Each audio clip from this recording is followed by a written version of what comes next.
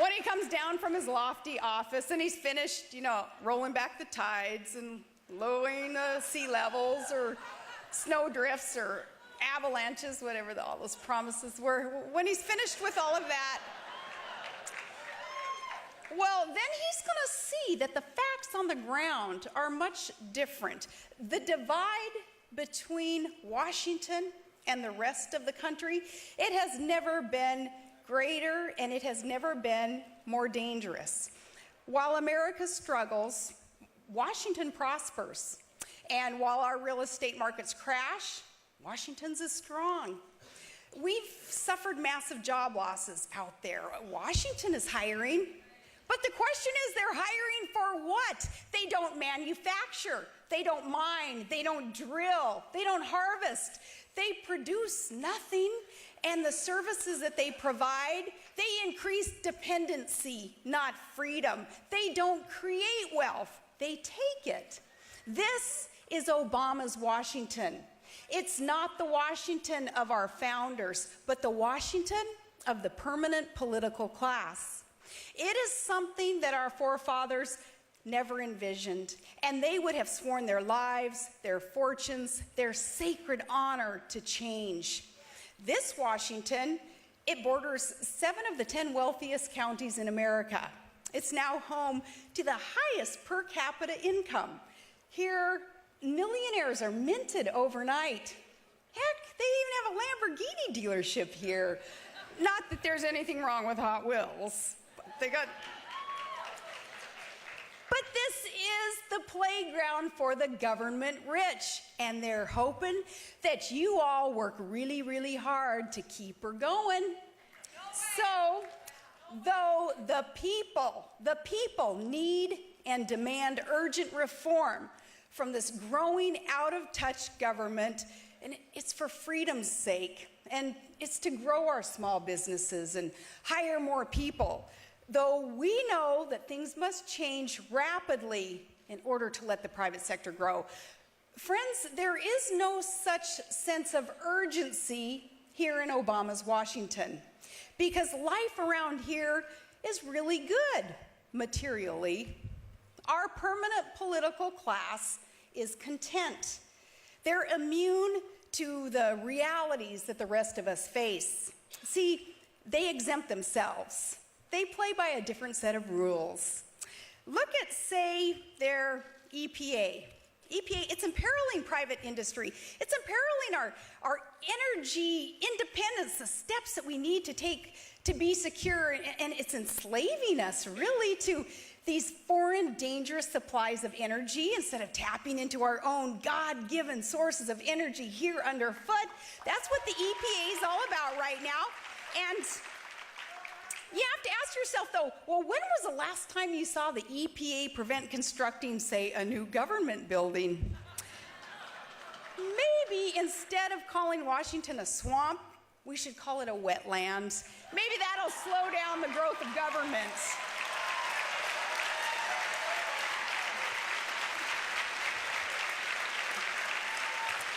Now, the old Washington of our founders, it was a place where you came to serve your government, not prosper over it and on it and off of it. No, you left your home, you left your farm, you left your industry behind to serve the common good. But this Washington is a place where politicians, they arrive as men and women of modest means, and they become plutocrats. The money-making opportunities for DC politicians are really endless, but they don't just enrich themselves off of you for themselves. They spread the wealth around to their pals. And this has a name. It's called crony capitalism.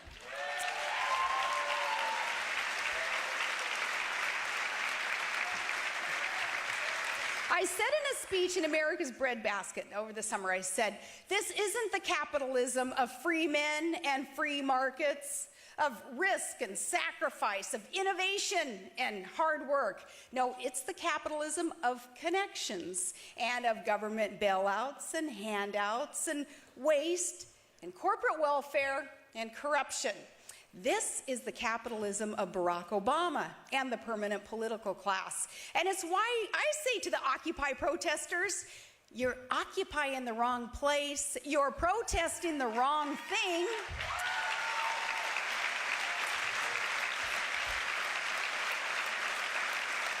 This crony capitalism is a root of our economic problems. It has spurred the expansion of government, which diminishes, of course, freedom and opportunity for all to rise and to succeed. See, some politicians get elected just by promising more programs and new freebies and new favors, and then government grows to accommodate their promises. It never shrinks. And that crowds out the liberating individual initiative and the equal opportunity that America was built upon. It swallows up the work ethic that we try to teach our children, and it extinguishes that independent, pioneering American spirit. Now, often, they come to D.C. denouncing the place as, the cesspool of corruption. But after a year or two, they decide, it's not a cesspool, more like a hot tub. And they're hopping in, enjoying the jacuzzi. Well, America, it is time that we drain the jacuzzi and we throw the bums out with the bathwater.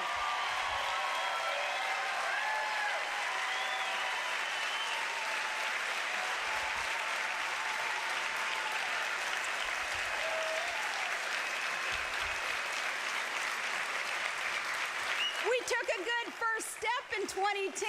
As much as the media wants you to forget that election, Tea Party patriots won an historic victory. We, the people, rose up and we spoke up. And our message was, we don't want the left's big government agenda. We can't afford it, and we won't pay for it. Now, these points that I make about Congress, I want to be clear. I toast the Tea Party members there in Congress. Many of them who have fought so bravely against the status quo. And they've agreed with us that you can't get out of debt by digging deeper into debt. Some even voted against giving the president another plastic credit card that we expect our kids and our grandkids to have to pay off for us. Barack Obama has fought these folks every step of the way. He has dismissed them. He has lied about them. They have held their ground. They've kept their promises to the people who hired them, and now they need reinforcements. Will you help them?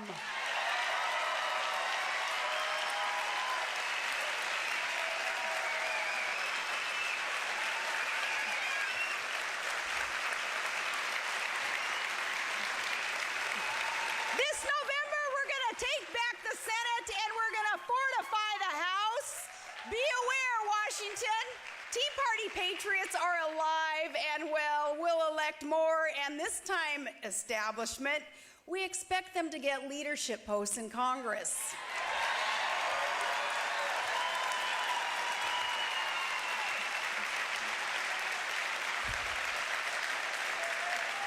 But to fix Obama's Washington, to return power to the people, we must replace Obama at the ballot box.